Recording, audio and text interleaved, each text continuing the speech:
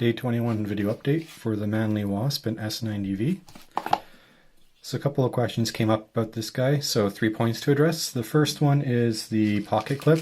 I ended up ditching it. I contacted Manly Canada.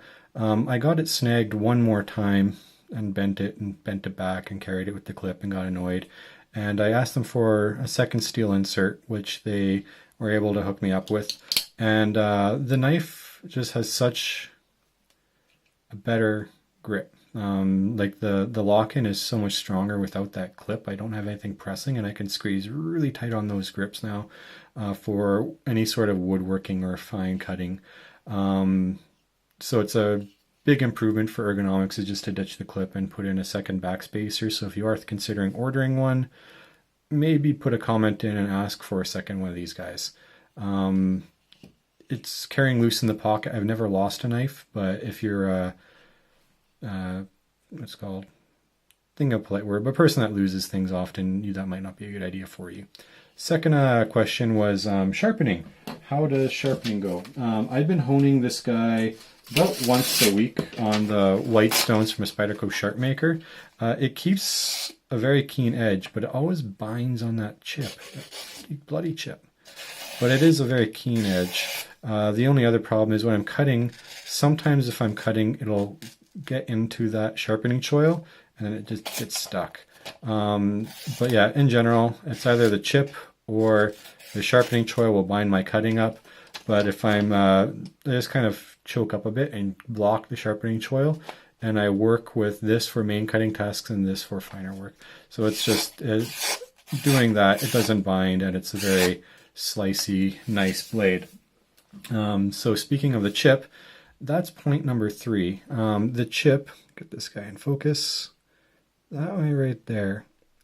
So user Ronaldo was saying, hey, I noticed that in a German review, he had the same chip in the same spot, and he's wondering, could it be the backlock, the spring? So if I push here, there's rock solid, nothing happened, but if I push up here, hear that? So that might be a problem. Getting the factory hardware out. So this is the supplied wrenches. I'm just going to take off the pivot. So it's not in there too tight. You don't need Loctite or any sort of remover or heating it up. There is enough pressure that I have to use a bit of torque to start it, and then after that it's just fingers. Very smooth to get these out. And then get rid of that guy. And let's take a look under the hood.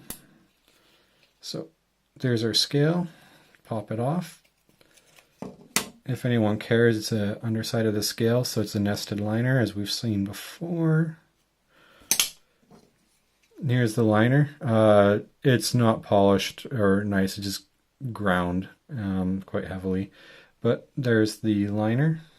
And then if you look inside, you can see there is quite a bit of gap. The blade does not contact, but if I push up here, no movement. If I push down here, it makes contact. I'll be brave and I'll try that same maneuver. I just have to make sure it doesn't jump off and cut my hand open. Alright, so there's the chip, and then there's the spring. So if I'm applying pressure here, it makes contact, and the chip is rounded perfectly because it's hitting that rounded spot there. So I don't know how to fix that.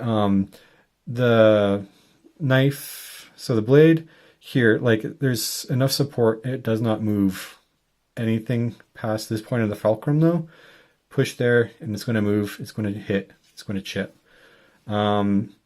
Not great. I don't know how I feel about that. I'm still processing it. I'll come back on my 30-day review and give the final thoughts on this knife. That is going to be a major factor going forward at this point though. It's always going to be in the back of my mind when I'm using this guy. Looking at this, it's phosphate bronze washer. If I can get a focus. Phosphate bronze washer. Looks like there is some factory grease on there, but now it's just the crud from about, this is day 21, it's about 20 days of use. That's all the shmoo that gets between the liner and the grip and gets in there and gets into the action of the knife. So it is pretty tight when the knife's put together, but stuff always finds a way to get in there. Grime always will find a way. There's no lint, there's no weird stuff like that, but there's shmoo. So there we are. Put this guy back together. And then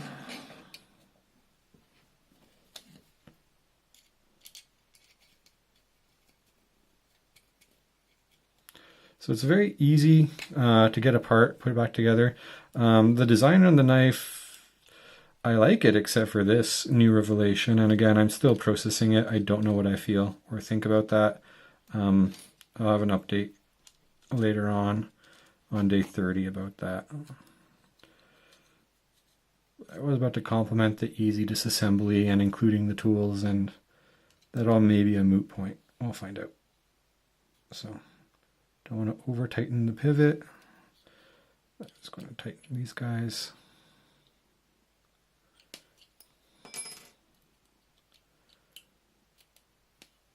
All right. So yeah, there she is. And the problem is going to be when you open up the knife, you're using the knife, it's fine.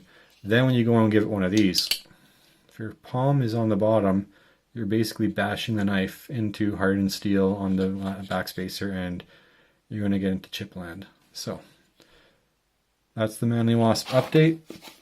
New revelations about the design and some unwanted features, but it is still a very slicey knife, except for that. Using it on wood, it's fantastic on wood. I don't have any wood in the room with me, but the chip doesn't get bothered by wood.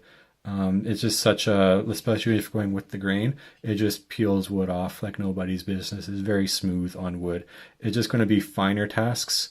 It binds frequently either on the chip or the sharpening choil. The sharpening choil is mitigated by just kind of choke up a bit and block the choil with some man meat there, and that takes care of that problem. Anyway, thanks for your time today. I appreciate it, and have a good day. Bye.